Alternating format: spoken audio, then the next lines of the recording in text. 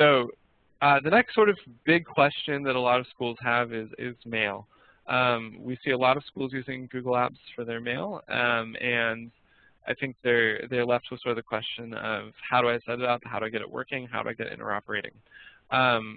Before working at Google, I worked at a charter school in Los Angeles, and on a Friday or a Thursday, our old server, it was just this horrible like Ubuntu 6.04, just really old server, just decided to finally die.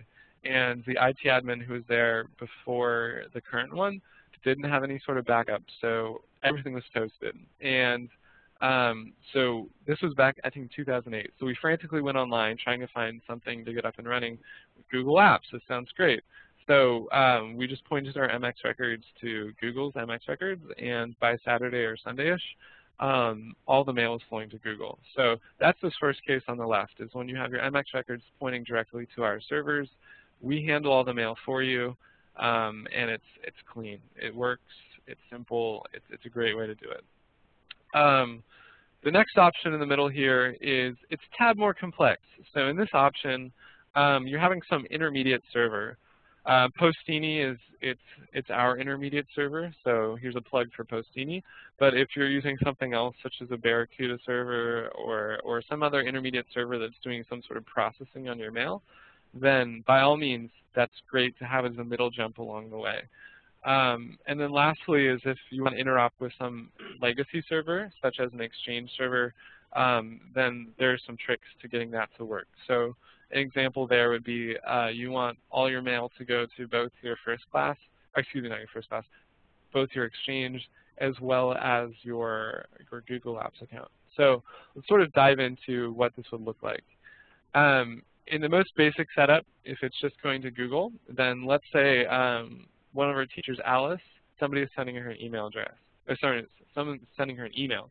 So that email goes out to the internet. There's some DNS, bouncing around. We find the MX records, and that MX record just points to Google servers. So it goes straight to Google servers. Within seconds, Alice logs into her Gmail interface or Thunderbird or whatever she's using. Bam, she has a new message. Similarly, when she goes to respond to that message on the outbound side, she types her message, and then Google just throws it out into the internet, does some MX records to check who to send it to, and then we send it to her recipient.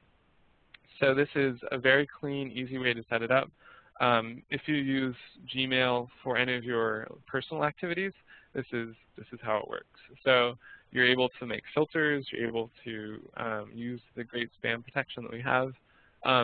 For small schools, this is an awesome way to do it. One step up is if you want to have some sort of intermediate server in between. So I think the case that I can speak specifically to is Postini, but others will work in a similar way. So with Postini, which just as a plug here, it's free for K-12 schools. Let's say that you want to have some sort of advanced rules. So you want to have a lexicon. So for example, if a student mentions some nasty word, you want to have that flagged. So you have a Postini admin console, which is separate from the Google Apps admin console. And you go in there, you set up your lexicons, and then the MX records for Bulldog schools now point to Postini. So Postini now grabs a message in X number of milliseconds. It's super fast. They run it through the rules. If it's flagged by any of the rules, they process it on whatever you set to do. And then if all goes well and it's a good message, then it sends it off to Alice, and she receives it at Google Apps. For her, she has absolutely no idea that this is going on in the background. It's just adding some extra layer of security for her. So things like viruses, spam, any sort of lexicons you set up, that will hand it intermediately. So for K-12, what we're offering for free is the message security and scanning section of it, where it's the lexicons, it's the virus scan, it's advanced mail routing, those sort of features. Similarly, let's say Alice sits down at her computer, she writes a message to Google Apps. So she writes her message, she sends it out. We send it out through Postini again, so that Postini, let's say she says that nasty word about her principal, so you want to flag that. So that gets flagged, and then it gets processed. So however you want to process it. Do you want to drop the message? Do you want to route it back to the HR person? Do you want to do whatever you want with it? Doesn't really matter. Postini can handle it, and then if all goes well with that message, then Postini will just push it out to the internet, doing an MX record on the recipient, and that person will receive the message.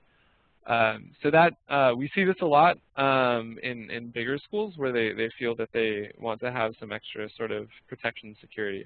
Similarly, in the setup with Postini, if you want to we have some purchasable upgrades. So for either all your users or a subset of users, we can archive the messages for either 1 year or 10 years. So that's as easy to set up as a few clicks. So it's a pretty nominal fee. I don't sell, I teach, so I don't know the exact figures, but I know that they're in the ballpark, the rough ballpark of $4 to $6 per seat if you would like to use the archiving. But the point I'm making here is that the school where I taught didn't use it. A lot of schools we work with don't use it. But if your lawyers decide that you have to have it, it's an option here. But if instead you want to use either some homegrown archiving system or you want to use another vendor's archiving system, then it's a similar process. Route the mail through them. If it passes all the tests, once it's archived, just pass on to our servers, and then Alice gets her messages. So are there any questions sort of either on going straight to Google or going through Postini? I just want to throw something out there, Eric, this is great. And that is the vast majority of the districts we're working with here in Oregon are running this sort of configuration because Postini is free. There's no reason not to do it. It's pretty much what it boils down to. And then Postini allows you and us to get it set up so that if you have an archiving solution, you can either route it to the archive or run it straight into Google. So this is by far the most common configuration for schools in Oregon. And Postini does filtering, spam filtering, virus filtering, and like dirty word filtering kind of thing, or what? I mean, that it's all configurable in the Postini dashboard. Exactly. Yeah. So this is a great feature. It's wonderful. Postini, we just as a historical thing here, we pushed, by we I mean the K-12 team here, pushed extremely hard to get this message scanning, lexicon scanning free for K-12s, and it's something that I used to be a teacher. My mom's a teacher. We know that it's absolutely important for K-12 schools, both for legal reasons, but really just it's the right thing to do. So it's a great product, and it's not that hard to set up. So I definitely recommend going through a little bit of extra steps to make sure you're using it, because I think it can add a lot of benefit, especially if you're choosing to use email for students. So yeah, that's a great plug. Thank you. The last setup here is if you want to interop with some legacy server. Just from my personal view, working with schools, also working with businesses, working with higher ed, it's an option. We will guide you through the process, but at the end of the day, I don't think it's a sustainable option. So let me give a background here. So let's say, for example, you want a subset of your users to be using Google Apps, but you want the majority to use Microsoft Exchange. The way that would work is your MX records would point to your Microsoft Exchange server, and then from there, any user that you wanted to be using Google Apps, you would do a forwarding. So we'd forward it on to, let's say, Alice here. And then she could process her mail, and then it would go out back into the world. So it definitely works. There's some exotic setups that we can do, and it works. We can make it work. It just adds more points of failure. It works, but I from a personal standpoint, I don't necessarily recommend it. But that said, as we're talking about interoperating with old legacy systems, are there any questions that you guys have that I could sort of answer in this area? I have a question, maybe dealing more with the strategy of transitioning. I anticipate the school district I work for will want to try Google Apps, but not give up their Exchange servers right away. How well does Google work in a mixed environment like that? Yeah. So Exchange is a good example. That's sort of our bread and butter. So the way that would work is you would want to have the registered user within Google Apps.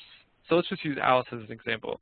We want within Exchange, we want a male user who is alice@bulldogschools.org. We also want the same thing within Google Apps, alice@bulldogschools.org. Make it the same. Your MX records, point them to your Exchange server. And then what you're going to do is you're going to make an alias. So you do something like pilot.bulldogschools.org. So now within Exchange, you set a forwarding rule that says whenever Alice gets a message, process it or whatever, but I'd also like you to forward it on to alice@pilot.bulldogschools.org.